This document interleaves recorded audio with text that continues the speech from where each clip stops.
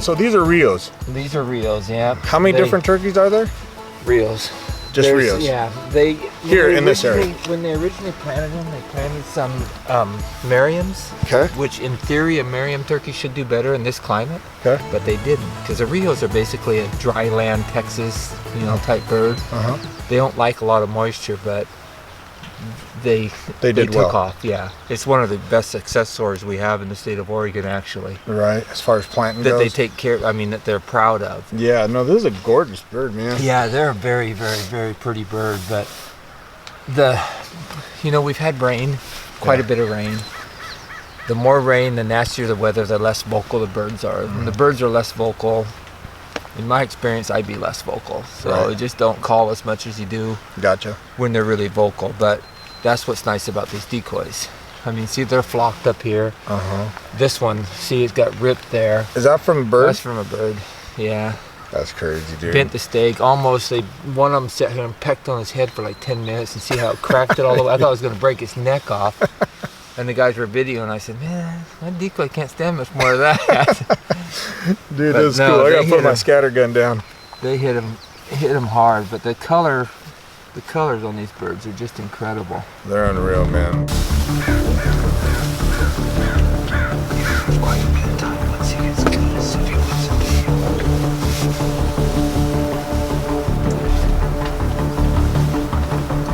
I'll get him to turn sideways and raise his head.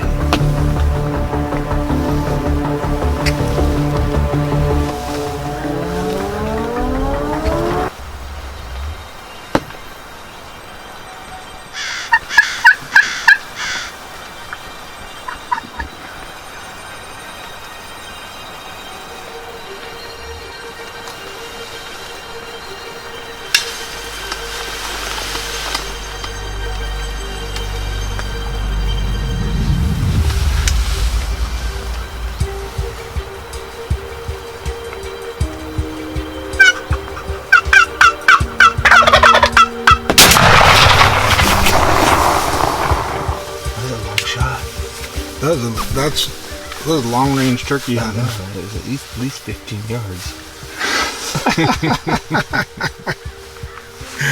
Oh, dude, that was awesome. That worked out pretty good. That worked out pretty good. Breaking the weather. That's a good bird. He's a good bird. Yeah. So shit, we were just talking. I don't do a lot of turkey hunting, man, but you get jacked up. You do get jacked up. Like when they come like that, it is a miniature elk hunting, and that's total cliche for everybody says that. So yeah, we came down. Jody invited me. You guys probably know Jody, Jody Smith Guide Service, and we bear hunt together. We do all the shows together. We do some fishing stuff together. And we just gotten to know each other over the years, and we just have a good time every time we get together. So we don't take ourselves real serious. Yeah, exactly. So he's like, hey, come down and shoot a turkey. I'm like, all right, what else am I gonna do, right? And like I was telling Jody, I don't have a lot of turkey hunting experience. I'm more of a, if you got teeth and fur, I'm gonna chase you down type guy. But that's a good time. Yeah, dude. And the fact that we get to shoot 3 of them here in Oregon is pretty neat, especially this quality of bird. Yeah. They're just, and look at this guy. It's one of those things with saying something they're a pretty bird. Like certain parts of them are pretty. I mean, their head. I mean, this thing is. I mean, I think I had a girlfriend like this in high school one time. But I know But she was a little. They look better at night. Yeah, exactly. Been chasing parked cars. But when you look at the colors that are in the bird, man, they're gorgeous. They're a good-looking bird. Like we're gonna put this in the man cave probably. I think it's that quality, don't you? Yeah, It's a good. I mean, there's bigger ones out there, but it's a mature bird with a make nice. Me feel bad about it? Well, there's some. All right, big whatever. ones, but if I was gonna mount it, but then he made me feel bad. No, I'm teasing. No, this is really nice. Good. The nice thing is I like a thick beard. Yeah. More so than a longer, skinnier beard. Yeah. It's not gonna have any feathers left. You keep messing. I know. with I need to quit messing with it. What are you talking about? Yeah.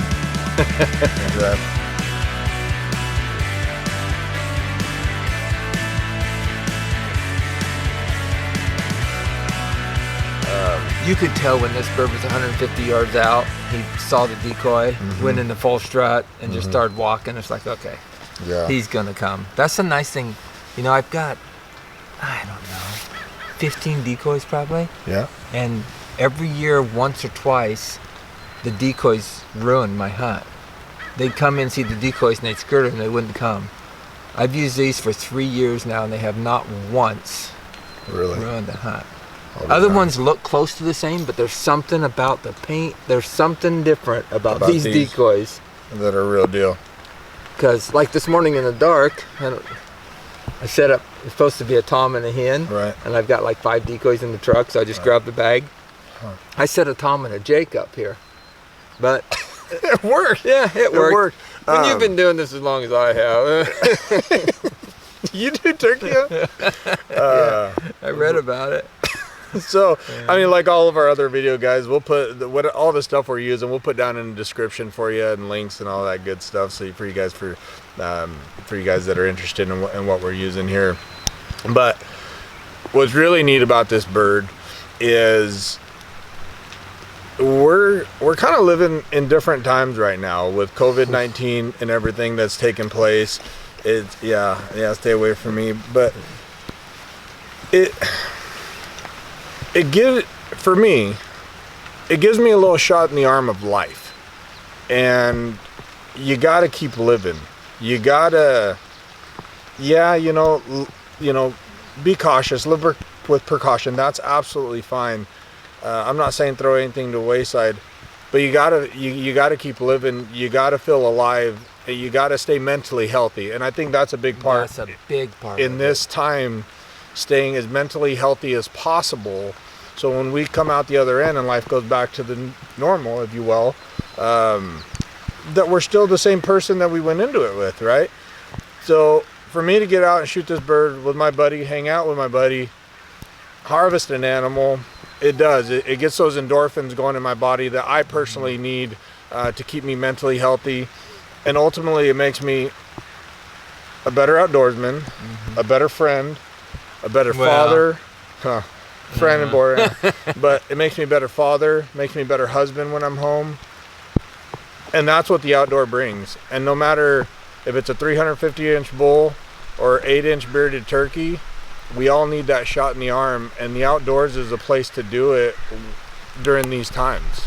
There's no better place. There's nothing else I could do right now that's going to give me the same endorphins, the same adrenaline that I have right now, and it's made my day. It's probably going to make my week. It's probably going to get me to the next time I need a shot in the arm. But anyways, man, I appreciate you, Jody.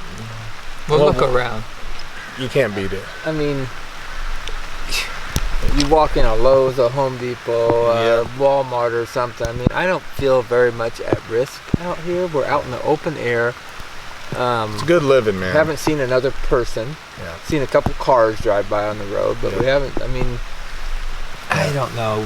We're kind of different down here. You know, our big town's got like 180 people in it, and we're kind of out of connection with everything that's absolutely going on. So cool hunt. You guys get a minute to do this.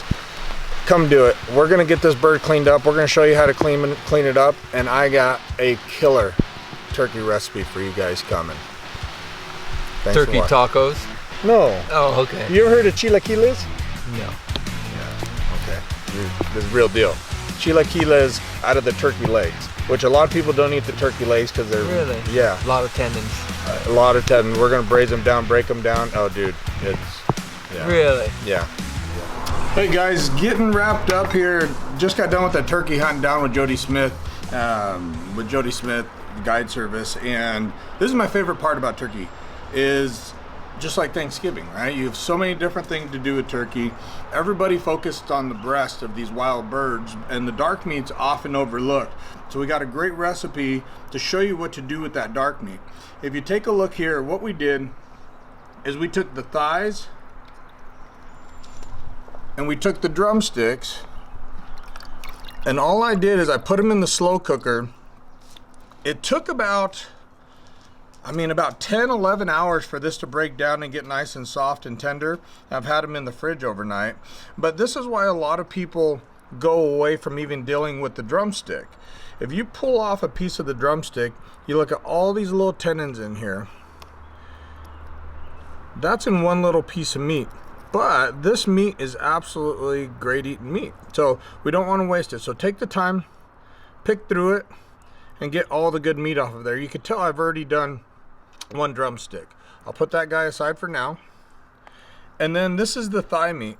All we're gonna do, that bone pops right out after it's been slow cooked for a long period of time.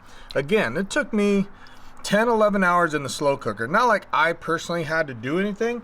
I just put it in there and put it in the slow cooker and away we went. For the thighs, what I'm gonna do, I'm just take my knife and I'm gonna thin slice it. You can shred it. You can see it wants to fall apart, but I just like dicing it up for this recipe we have for you today. I already have enough for my recipe. So this is one thigh and one drumstick of the turkey. So again, I'm gonna put that aside. And now we are gonna start making chilaquiles. Chilaquiles, if you've ever been to Mexico and you go down there, resort, wherever it is, you see chilaquiles everywhere, especially for breakfast food. It's a great way to utilize leftovers, because all it is leftover tortillas or chips with the salsa verde that's tweaked a little bit, mixed in, and then an egg put over the top of it. So here's what we're gonna do. Let's start putting it together. If you guys remember my green salsa video, that's what we're gonna start with. All I've done is I've roasted some tomatillos, I've roasted serrano peppers, 3 onions, couple garlics. That's it. Now what I'm gonna do is I'm gonna pop this in the blender.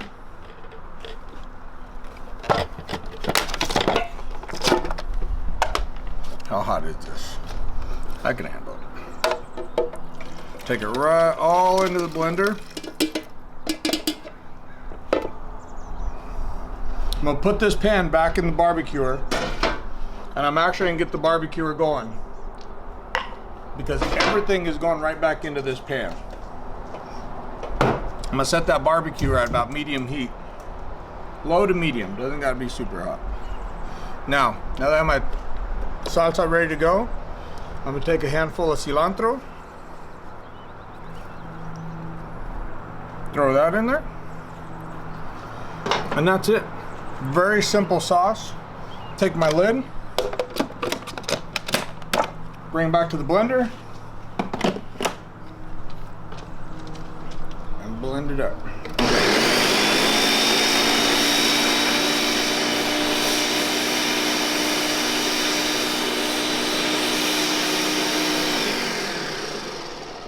Okay, we got that blended up. So what I'm gonna do now is I'm gonna combine everything into my roasting pan. So if you wanna come on over here, I got my roasting pan nice and hot. Again, probably about medium heat on the barbecuer. What I'm gonna do first is I'm gonna take some of that stock from that turkey, the dripping, put it in the bottom of my pan. Just ladle a few of them in there. What that's gonna do is that's gonna give me a base for the shredded turkey we're gonna put in there. It's also gonna introduce that flavor into that salsa verde that we made. So I'll get this up. Actually, gonna turn up the heat just a little bit because we let that pan get a little cold on us.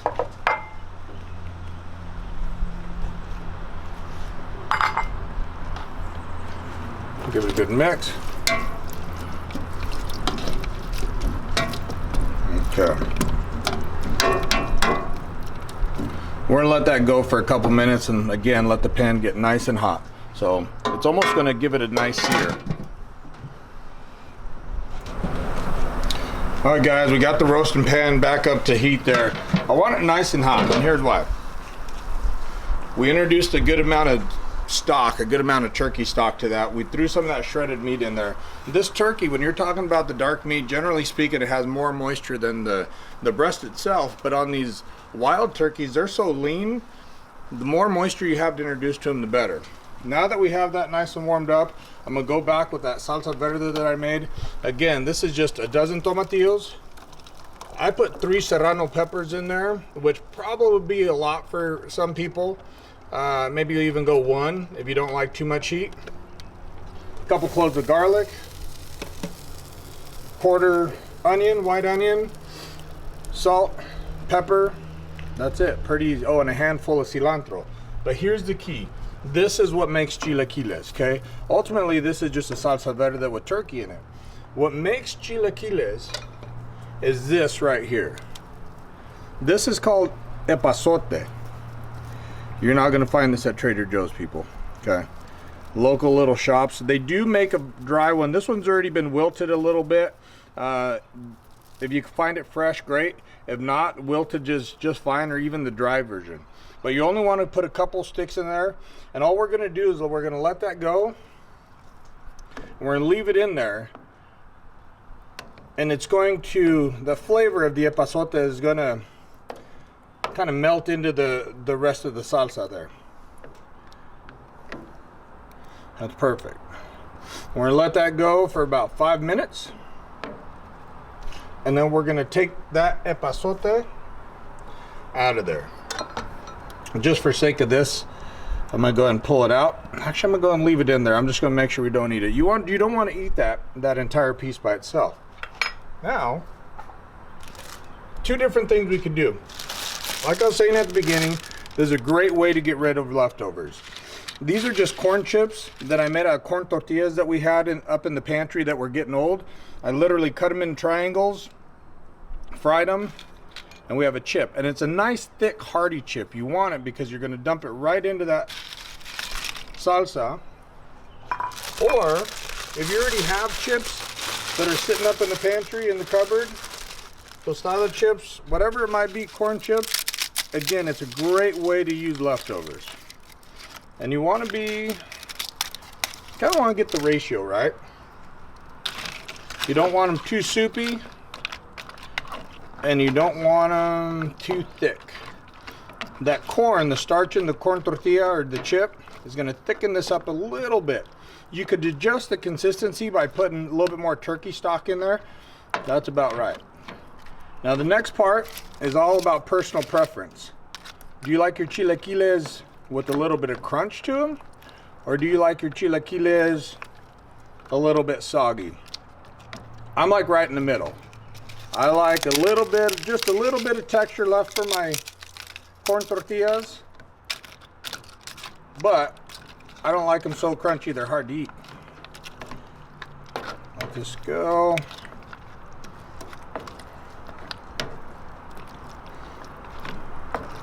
Nice. You see chilaquiles in Mexico all the time because a couple reasons. Number one, they're very simple to make, very inexpensive to make, and they are a great breakfast food when you've had one too many the night before. So that's the epazote right there. Epazote is spelled E-P-O-zote. That's the way you spell it. So when you're looking for it in the store, make sure you tell them that. Okay, I'm going to take that out. Put it right over here. Now, I'm going to go and plate my chilaquiles. My turkey, wild turkey chilaquiles.